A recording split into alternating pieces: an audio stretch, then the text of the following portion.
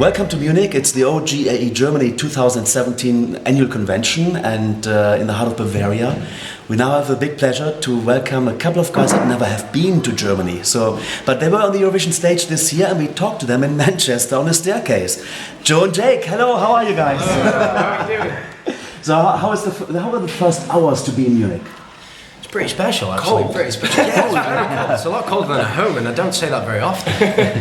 But no, it's great to be here. It's great to be here. We went for some traditional German food last night, and one or two of Stein's. But, it's our first time here as well, isn't it? So, we've got to experience it. Great reason to be able to do gig here. It's great. You mentioned Stein's, so they're pretty heavy, I guess. It's like a litre of beer. It's okay. They're not heavy for very long. Yeah. we want 2 litre Steins. 2 litre Steins. That's what we're looking for. So it's quite some unusual, because in the UK I never seen this. I only see the big pint glasses, but here it's like a litre. That's why we love it here. We love it here. We want to move here now. It's great because we get to do some exercise as well. You know, we're lifting that.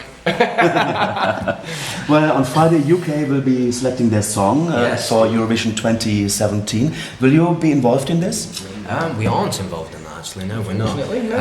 I mean, we'll be watching, and we'll be paying very close interest to who wins and the journey that they go on, because obviously we know about it firsthand, and it's a very special time. But we're not involved in the show. You know. Do you know any of the contestants? We don't know. We don't at the moment know who's in it. It's all been kept very quiet. So, but like Jake said, we'll give our full support to whoever gets selected. You know, we know what the pressure's like for Eurovision, and we'll support them all the way. And hopefully we'll get a few more 12 points this year.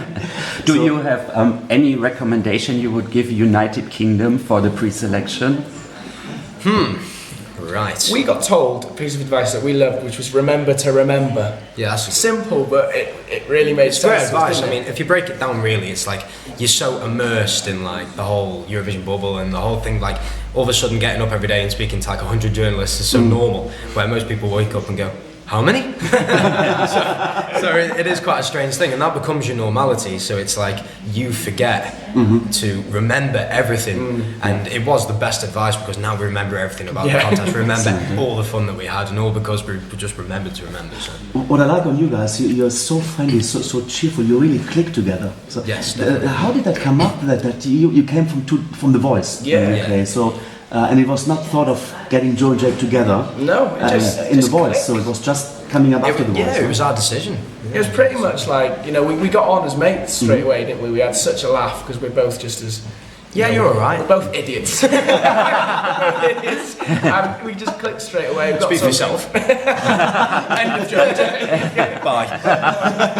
It's great. And, we had similar music tastes and styles and stuff, and it would have just been silly if we didn't become a duo, really. It's true. It's true. I mean, definitely looking at it now, because we work together so well, we really get on, and we just make each other laugh more than anybody, really. So it is like, I couldn't imagine like being a solo act now. It'd be weird. It's so strange. Could you tell me what is the bad habit of him? What's my bad Of Joe, huh? Joe, okay. Of Joe. Do you know what? It comes to something when I'm thinking. I have no bad habits. An endless list, why not? I'm trying to think of the ones I can say on camera. Can't say that. Scratch that one out. Public exposure. Bad habits. It takes so long to do his hair.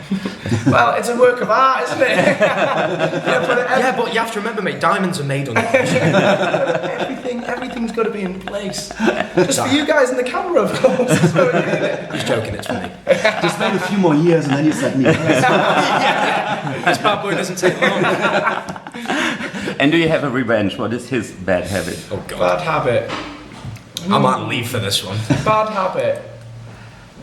Well, I wouldn't say so much bad habit, really, but he says dad jokes a lot, don't he? Oh God, a lot of old school jokes. Yeah. Thank you. That I've heard a lot of times.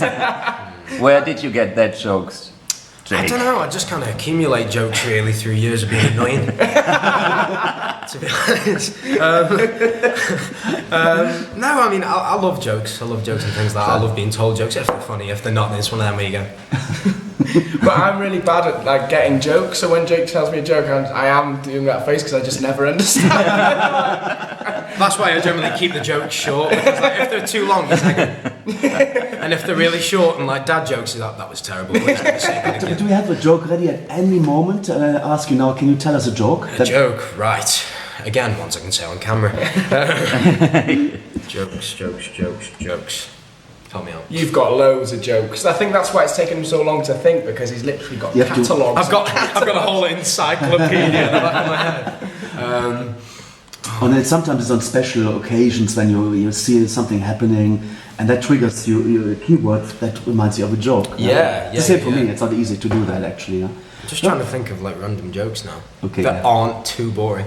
I mean, you've obviously got the ones I learned when I was about 2. It's like, what did the policeman say to his stomach? What? You're under a vest. Oh. See? It's a good one. Well, Manchester we met last time to chat after Eurovision, so yes. we got the updates from Eurovision at that time. But from Manchester to now, how did the career develop and your media exposure go in the UK? Our new songs just came out Quite a lot yesterday, recently, which is great. You know, we've been working on lots of stuff. We've been in the studio recording songs and writing quite a bit as well. A lot. But this is the song that we've gone for, Tongue Tied, which is out, available on all platforms now. And it's exciting. We're just gonna That's the plug. we're just gonna promote that as much as we can. Really, you know, we're really happy with it. And Yeah, I think it's really important that we market Tongue Tied available now. So what type of music is that? Ska.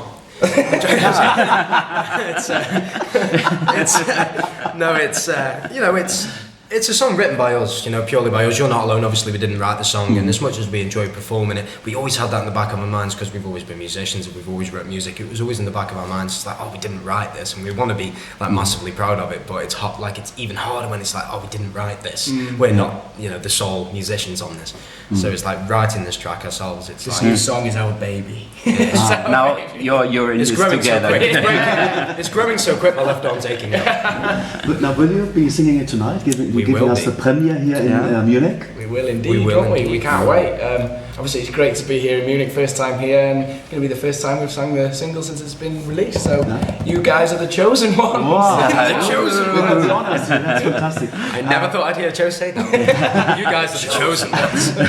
Another question: when you had the idea to join the Eurovision madness that was going on, did you expect that there's such a big fan base behind it that's even going beyond the time of Eurovision in May? Definitely. I mean, we didn't know. I mean, when we went for Eurovision, like we were told, certainly once we won the national selection, it was like, it's insane. It's like, it's huge, it's insane, it's like a huge bubble, you won't believe how big it is, and we were like, all right, it's going to be big. But and then we went there and went, oh my God.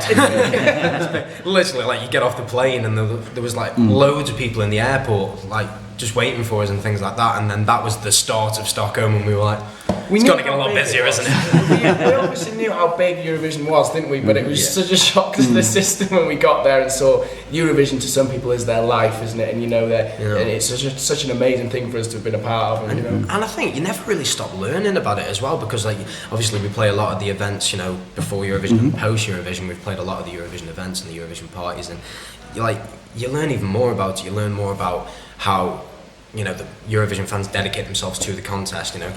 We met someone who was like, it dictates what they do for their birthday every year. It dictates where they go on holiday, what they spend throughout the year, and it just like it all adds up to like one big event for them. Like a whole, sometimes it's a way month. of life. Yeah, it is. As they would say in The Lion King. Excellent. An album is maybe in the planning? You're working on an album? Well, like I said, we've been writing stuff and we've recorded quite a lot of songs. So the idea of an album is brilliant, but I think at the moment we're just going to focus on Tongue Tied and just promote that as much as we can, sing it as many places as we can. But there's, we've definitely got a few songs that we've done and recorded that could potentially be released in an album. Who knows?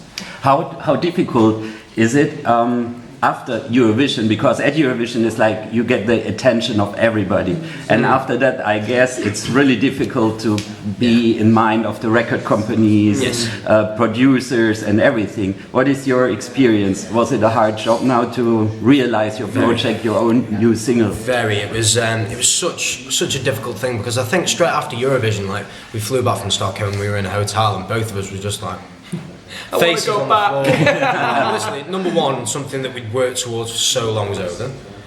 So that made us feel quite down. But also, you know, we weren't happy with the result and things like that. And we're not ones to say should have won, but you know, we don't think that we deserve to finish third from bottom. But that's the way things are. It's the way the cookie crumbles. So we were quite down, and it took us quite a while to like really pick ourselves up. I mean, we were able to be ourselves shortly afterwards, but to really get back in the swing of things musically, writing again, recording again, and things like that, it took a little while. But once we got back into it, we were into it with a vengeance, really. Obviously because we were so busy with Eurovision and everything, we were quite sort of. We weren't very clear on how we were going to move forward, really. We were writing stuff, we were thinking, what could we do, And that's when we just started writing loads of songs, and you know, we're still gigging all the time and stuff, which was great. And you know, that once you're a part of the Eurovision crowd, you're always going to be a part of the Eurovision crowd, aren't you? So that's great. And you know, like Jake said, as soon as the Eurovision was over, we were a bit low for a couple of days, but then we just thought, right, let's get back to work, let's get some music out there. Excellent. So now, for the rest of the day, you're going to be singing tonight, the gig. But what's the plan between now and then? You're going to hit downtown? Maybe. Eat the German food, aren't we? I'm after currywurst. If I don't get currywurst, I'm not leaving. And a Stein. Stein or two. Stein or 9. Hey. Stein or 9. That works on so many levels. No, I've definitely got to have currywurst while I'm here. Well, you know, the beer in Germany is also classed as food, but it's liquid food. So you're eating kind of a bread and you eat this. Well, I felt pretty full yesterday. Fantastic. I felt pretty full yesterday, yeah. I wish it was classed as food where we live. Liquid lunch. Do you cover also Eurovision songs? Do you take songs of other Eurovision performers and sing it in your style? We haven't. But there's a lot of songs we'd like to do, actually, thinking about it. I think because we've done I don't know why we've never done that. Which song would you cover, if you could pick any? Cry Baby by Gemini. Really? No. Maybe I think you would sing it even better than they do. Yeah. And that's If why we we're gonna didn't, be I am performing. leaving. We're singing that tonight, by the way. Give us an example. I don't think I can take it. Breaks the equipment. That's it. No, that is a good point. So there's a lot of songs we like, isn't there? I think we'd probably pick one that no one would expect us to sing. Do you know what I mean? Baby. Yeah, of course. Nailed it. You're really fun, guys. Thanks so much for talking to us to chat. I wish you good luck in the future. So Thank you. Good luck with the new single. Thank you very much. Thank you so much. Thank you. Yeah, we will definitely push it on the show and in the Eurovision circuit and get going. And never give up. We will. Never give Thank up. you very much. That's the next song you're gonna do. Never That's give going to up. be the album. That's the name of the album. Never give up. Joe and Jake, don't sing Cry Baby. That's the name of the album. Super. Thank you very much.